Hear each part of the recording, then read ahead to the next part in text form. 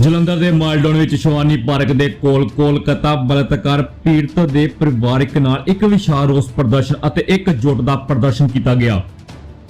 ਪ੍ਰਦਰਸ਼ਨ ਵਿੱਚ ਜਲੰਧਰ ਦੇ ਸੈਂਕੜੇ ਵਸਨੀਕਾਂ ਨੇ ਸਮੂਲਿਤ ਕੀਤੀ, ਜਿਨ੍ਹਾਂ ਨੇ ਕਾਮਕਾਜੀ ਔਰਤਾਂ ਦੀ ਸੁਰੱਖਿਆ ਅਤੇ ਬਲਾਤਕਾਰ ਦੇ ਮਾਮਲਿਆਂ ਲਈ ਸਖਤ ਕਾਨੂੰਨ ਅਤੇ ਨਿਆਇਕ ਪ੍ਰਕਿਰਿਆ ਦੀ ਮੰਗ ਕੀਤੀ। ਕੈਂਡਲ ਮਾਰਚ ਕੱਢਿਆ ਗਿਆ ਅਤੇ ਪੀੜਤ ਨੂੰ ਸ਼ਰਧਾਂਜਲੀ ਭੇਟ ਕੀਤੀ ਗਈ। देखो लाइव तस्वीर न्यूज़ पंजाब ते पत्रकार लवप्रीत सिंह की खास रिपोर्ट जलंधर शहर तो।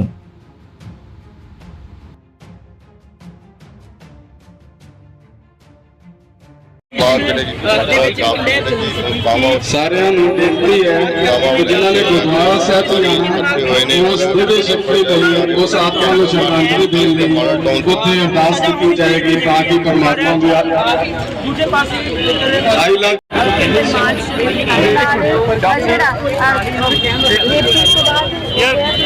मैडम एक मुन्ना रखिए मैडम बच्चों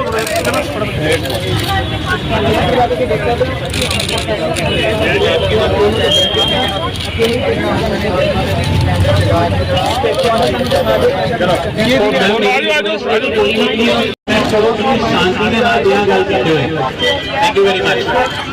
लाइन में आते रहिए, एक लाइन में पीछे रहिए। ਗੁਰਮਨ ਨਿਊਜ਼ ਦੇ ਵਿੱਚ ਦਰਸ਼ਕਾਂ ਦਾ ਸਵਾਗਤ ਹੈ। ਕੈਲਕਟਾ ਦੇ ਵਿੱਚ ਡਾਕਟਰ ਮੋਹਿਤਾ ਦੇਵਨਾਥ ਬਲਾਤਕਾਰ ਉਸ ਤੋਂ ਬਾਅਦ ਜਿਹੜੀ ਹੱਤਿਆ ਕੀਤੀ ਗਈ है मुश्किल की एक और जहाँ पर वो जिंदगियां बचाते हैं।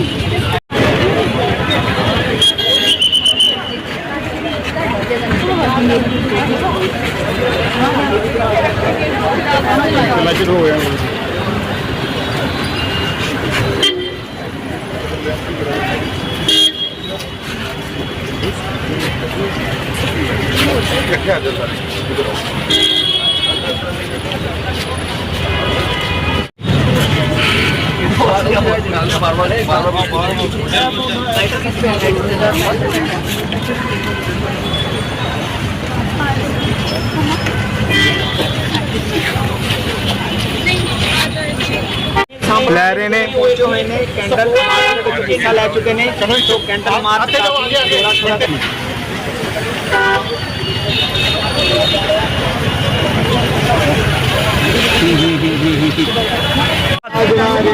भी ਜਿਹੜੀ ਸਾਡੀ सोसाइटी है वो किस गंदी सोच ਨਾਲ गुजर रही है और उस तो बाद स्वतंत्रता दिवस वाले दिन ਜਿਹੜੇ लोग उस आरजे का मेडिकल कॉलेज एंड हॉस्पिटल के बाहर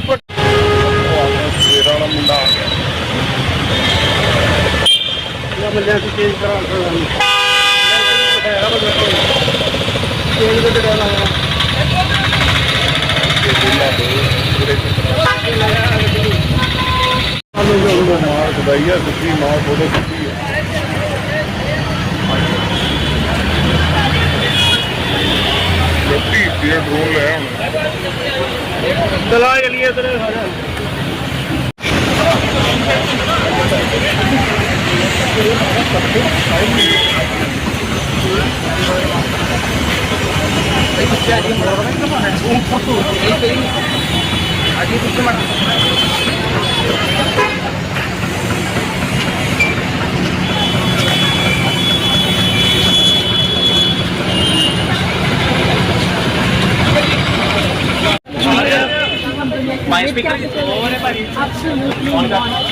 टाइम कि हम जस्टिस लाएं सभी वुमेन के लिए, हर वुमेन के लिए, उनकी फैमिलीज के लिए और उनके लिए सभी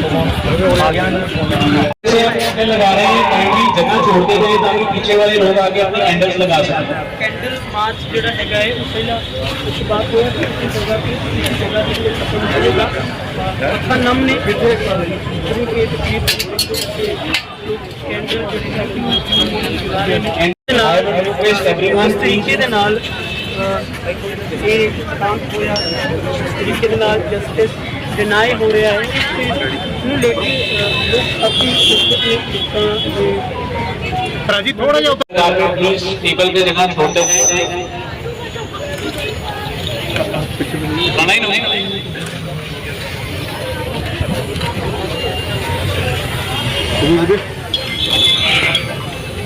ना करें भाई भैया पंकज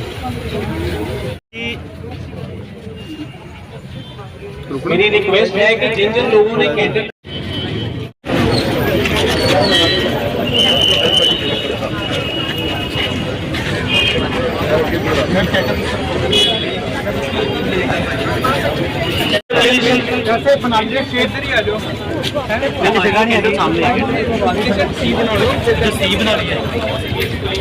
बेटा कैंडल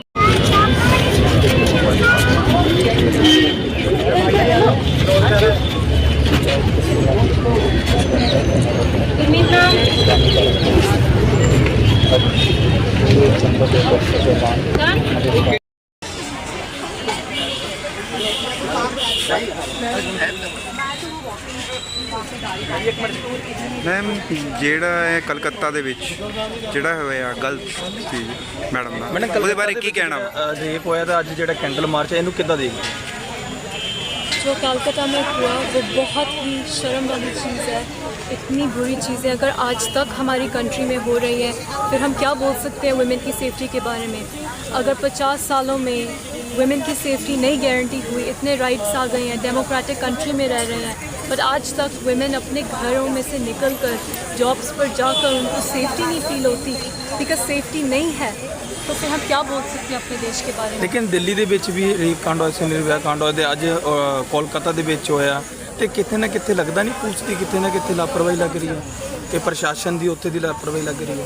ये देख लो इतने सालों में आज तक ये अलाउ हो रहा है, ये हो रहा है, ये एक दिन की बात नहीं है, ये उस टाइम दिल्ली में उसकी बात नहीं है, इस बार कलकत्ता की बात नहीं है, ये हर रोज़ हो रहा है हमारी कंट्री में हो रहा है। रिपोर्ट नहीं हो रहा, पकड़े नहीं जा रहे जिन्होंने किया है, बट ये हो रहा है और हर रोज़ हो रहा है और हम इनके बारे में सुन रहे हैं। हम ये रेपुटेशन बनाना चाहते हैं इंडिया की दुनिया में कि हम दुनिया की रेप कैपिटल है। Absolutely not. इट्स टाइम कि हम जस्टिस लाएं सभी वुमेन के लिए, हर वुमेन के लिए, उनकी फैमिलीज़ के लिए और उनके लिए सभी के लिए सेफ्टी लाएं इस कंट्री में। मैम कहते हैं कि देश आज़ाद हो गया, पर लगता है इस हिसाब से देश आज़ाद हो गया। यहाँ पे हमने टेबल लगवाया है, सबसे पहले टेबल के ऊपर आज़ादी तो है वुमेन को, बट उस आज़ादी के साथ करेंगे क्या अगर सेफ्टी नहीं है? उस आज़ादी का फ़ायदा क्या अगर वुमेन फिर भी उस आज़ादी के साथ घर नहीं निकल रहे, बिकॉज निकलने के बाद उनके साथ ऐसी चीज़ें हो रही हैं, फिर सेफ्टी एंड आज़ादी का क्या फ़ायदा? जैसे जैसे आप मतलब मैं आई थिंक आपकी तरफ से बिल्कुल कम ये बिकॉज जो मैं छोटी सी मैं स्कूल जाती थी आज से 15-20 साल पहले, कभी अगर मैं अपने डांस क्लास से 1-2 मिनट लेट हो जाती हूँ तो मेरी मम्मी की वजह से कि मेरी बेटी की, और अब मैं मुझे लगता है इतने सालों बाद मैं अपनी माँ बन गई हूँ। मैं भी अपने कजन्स अपनी बच्चियों को यही बोलती हूँ कि बेटा देखो रात को क्या बोलते हैं उजाले से पहले जब शाम होने से पहले वापस आ जाना, अपने कपड़े ढक के रखना। बच्चों को हम अपने बच्चों को ये बोलते हैं कि देखो बेटा आपकी सुरक्षा अपने हाथ में है, पर ये कितना फेलियर है गवर्नमेंट का, है ना। अगर हमें अपने बच्चियों को ये बोलना पड़ रहा है बच्चों देखो आपको अपनी सुरक्षा अपने हाथ में, हम क्यों बोलते हैं? क्योंकि हमें पता है कि जब क्राइम हो रहा होता है अगर बाई स्टैंडर्ड है वो भी कुछ नहीं करते हो, एक बार होके खत्म हो जाता है, तो भी सरकार इतना डिले करती है। And justice delayed is justice denied. आप एक माँ हो, आपकी भी बेटी है, वो भी किसी की बेटी थी। अगर इंसाफ चाहिए तो किस तरह से चाहिए? क्योंकि अगर आरोपी पकड़े जाते हैं जिन्होंने आरोप किया और ਉਹਨਾਂ ਨੂੰ ਜੇਲ੍ਹ ਵੀ ਹੋ ਜਾਂਦੀ ਹੈ, ਅਦਾਲਤਾਂ ਦੇ ਵਿੱਚ ਕੇਸ ਵੀ ਲੰਬੇ ਲੰਬੇ ਚੱਲਦੇ ਨੇ, ਕਿਵੇਂ ਦਾ ਇਨਸਾਫ ਚਾਹੀਦਾ ਕਿ ਉਸ तड़पती रूह ਨੂੰ ਕਿਵੇਂ ਸ਼ਾਂਤੀ ਮਿਲ ਸਕਦੀ? देखिए तड़पती रूह को तो आई एम सॉरी कोई भी इधर की कोई भी अगर हम कोई भी इंसाफ उसको जस्टिफाई नहीं कर सकता, है ना। माँ बाप की बच्चा खोना मतलब माँ बाप की आधी मौत तभी हो जाती है जब बच्चा खोता है ना। पर इससे सबक लेना, है ना, इस इंसिडेंट से सबक लेना और हमें मतलब अपनी तरफ से एज अ कम्युनिटी अपनी बेटियों को मतलब as by standard as society. Japan में बच्चे छोटे छोटे बच्चे सड़कों पे घूमते बिकॉज वहाँ की जो सिविक सेंस है लोगों में इतनी सिविक सेंस है कि अपने बच्चों को प्रोटेक्ट करने की जिम्मेदारी है, तो हम वो ऐसे एम्प्लॉय क्यों नहीं कर सकते, है ना।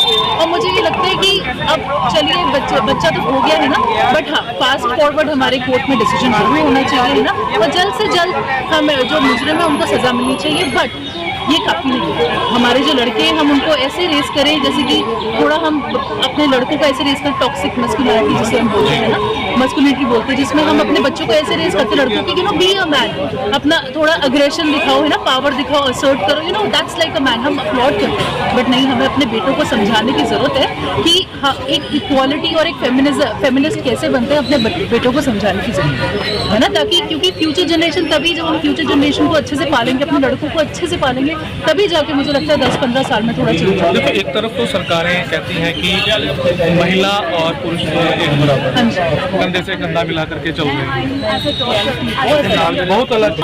एज वुमेन इतने स्ट्रेस रहते हैं ना, जैसे हम बाहर निकलते हैं तो हमें बस यही रहता है कहीं से कुछ, मतलब किसी ने कोई देख लिया या कुछ हो गया, हमें अंदर धंधा हो जाता है। ये कहाँ की सेफ्टी है? क्या मेल भी ऐसा? सेफ्टी के लिए क्या चाहिए, क्या करना क्या चाहिए सरकार को? सेफ्टी के लिए यही चाहिए कि अभी जैसे केस हुआ वहाँ पर कोई विजिलेंट कैमरा ही नहीं, कोई अभी यहाँ पर जलंधर में कहीं सड़कों पे लाइट ही नहीं होती, रात में कोई जाए तो कैसे जाए? अब मैं यहाँ की नहीं हूँ, मैं बाहर की हूँ, पर मैंने देखा अक्सर तो लड़कों को बोलते गेड़ी मारते हैं और लड़कियाँ जाके देखते हैं ना, और मतलब उसको मजाक की तरह लिया जाता है, पर इट इज नॉट, ये मजाक नहीं, स्ट्रिक्टली एक्शन होना चाहिए, इस पर स्ट्रिक्टली एक्शन होना चाहिए। और हमें मतलब एज ए सोसाइटी की ये जो डायलॉग है कि गेड़ी मारते हैं और लोग बड़ा हंसते हैं उस पर और फनी बनाते हैं, it should stop, it is not a joke, टीजिंग women it is not a joke, ऐसे ऑगल करना भी बेटर विद आवर किड्स।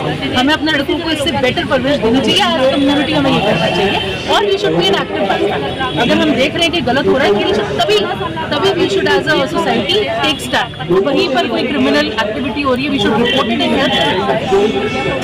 और क्या नाम है अपना?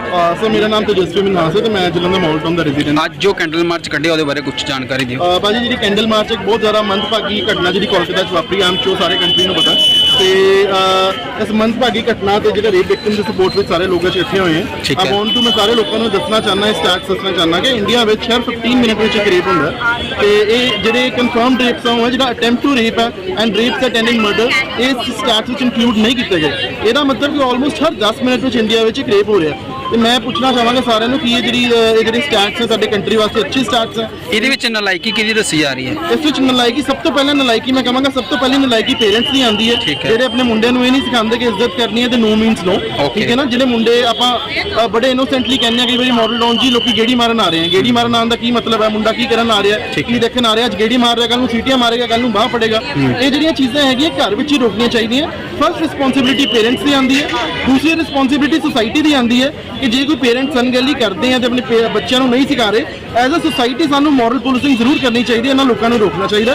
ਤੇ ਥਰਡ ਰਿਸਪੌਂਸਿਬਿਲਿਟੀ ਜੇ ਸੁਸਾਇਟੀ ਤੇ ਇੰਡੀਵਿਜੂਅਲ ਦੋਨੋਂ ਫੇਲ ਹੋ ਰਹੇ ਆ, ਸਭ ਤੋਂ ਵੱਡੀ ਰਿਸਪੌਂਸਿਬਿਲਿਟੀ ਲਾਅ ਐਂਡ ਆਰਡਰ ਦੀ ਹੈ, ਪੁਲਿਸ ਦੀ ਹੈ ਕਿ ਇਦਾਂ ਦੇ ਐਲੀਮੈਂਟਸ ਜਿਹੜੇ ਹੈਗੇ ਆ, ਹੁਣ ਜਿਹੜਾ ਬੰਦਾ ਇਹਨਾਂ ਨੇ ਫੜਿਆ ਉਹ ਬੰਦੇ ਦੇ ਪ੍ਰਾਇਰ ਹਿਸਟਰੀ ਹੈਗੀ ਹੈ, ਉਹਦੇ ਬੰਦੇ ਦੀ ਕਿੰਨੀ ਪ੍ਰਾਇਰ ਹਿਸਟਰੀ ਹੈਗੀ ਹੈ, ਤੇ ਉਹ ਬੰਦਾ ਵਾਈ ਇਜ਼ ਨਾਟ ਬਿਹਾਈਂਡ ਬਾਰਸ। ਇਦਾਂ ਦੇ ਬੰਦੇ ਜੇ ਖੁੱਲੇ ਸੁਸਾਇਟੀ ਵਿੱਚ ਘੁੰਮ ਰਹੇ ਆ ਤਾਂ it is a very very very bad situation for the society. ਤੇ ਆਲਸੋ ਜੇ ਇਦਾਂ ਦਾ ਕੋਈ ਕੇਸ ਜੇ ਪ੍ਰੀਵੈਂਸ਼ਨ ਨਹੀਂ ਪੋਸੀਬਲ, ਜੇ ਇਦਾਂ ਦਾ ਕੋਈ ਮੰਦਭਾਗੀ ਘਟਨਾ ਹੋਈ ਗਈ, ਮੇਰੀ ਸਰਕਾਰ ਨੂੰ ਗਵਰਨਮੈਂਟ ਨੂੰ ਦਰਖਾਸਤ ਹੈ ਕਿ ਫਾਸਟ ਟਰੈਕ ਕੋਰਟਸ ਇਹਦੇ ਵਾਸਤੇ ਬਣਾਈਆਂ ਜਾਣ, ਤਾਂ ਕਿ ਇਦਾਂ ਦੇ ਜਿਹੜੇ ਮੁੱਦੇ ਹੈਗੇ ਆ 1-2 ਮਹੀਨੇ ਵਿੱਚ ਜਿਹੜਾ ਤੁਸੀਂ ਇਹਦਾ ਜਿਹੜਾ ਟ੍ਰਾਇਲ ਹੈਗਾ, ਸਾਰੀ ਇੰਟਰੋਗੇਸ਼ਨ ਹੈ ਐਟ ਅ ਵੈਰੀ ਫਾਸਟ ਪੇਸ ਹੋਣੀ ਚਾਹੀਦੀ ਹੈ। ਇਹ ਕਿਹਾ ਜਾਂਦਾ ਕਿ justice delayed is justice denied. ਜੇ ਤੁਸੀਂ ਕਿਸੇ ਫੈਮਿਲੀ ਨੂੰ 20 ਸਾਲ ਬਾਅਦ 30 ਸਾਲ ਬਾਅਦ ਕੋਈ ਜਸਟਿਸ ਦੇ ਵੀ ਦਿਓ, ਜਸਟਿਸ ਦਾ ਕੋਈ ਮਤਲਬ ਨਹੀਂ ਹੈ। ਤੇ ਸਾਡੀ ਐਜ਼ ਅ ਗਵਰਨਮੈਂਟ ਤੇ ਜੁਡੀਸ਼ਰੀ ਦੀ ਰਿਸਪੌਂਸਿਬਿਲਿਟੀ ਹੈ ਕਿ ਜੇ ਇਦਾਂ ਦਾ ਕੋਈ ਕੰਮ ਕੀਤਾ ਗਿਆ ਤੇ ਉਹਦੀ ਜਲਦੀ ਤੋਂ ਜਲਦੀ ਜਿਹੜੀ ਹੈਗੀ ਹੈ ਉਹਨਾਂ ਨੂੰ ਉਹਦਾ ਰੈਜ਼ੋਲੂਸ਼ਨ ਕੱਢਣਾ ਚਾਹੀਦਾ। ਤੁਹਾਡੇ ਕਹਿਣ ਦਾ ਭਾਵ ਹੈ ਜਿਸ ਤਰ੍ਹਾਂ ਐਨਆਰਆਈ ਬਾਹਰਲੀ ਕੰਟਰੀ 'ਚ ਹੋ ਰਿਹਾ ਉਸ ਤਰ੍ਹਾਂ ਇੱਥੇ ਚਾਹੀਦਾ। ਮੈਂ ਕਹਿ ਰਿਹਾ ਸਾਨੂੰ ਉਸ ਤੋਂ ਵੀ ਇੱਕ ਕਦਮ ਅੱਗੇ ਹੋਣਾ ਚਾਹੀਦਾ। ਸਾਡੀ ਸੁਸਾਇਟੀ ਵਿੱਚ ਔਰਤ ਦੀ ਬਹੁਤ ਇੱਜ਼ਤ ਹੈ।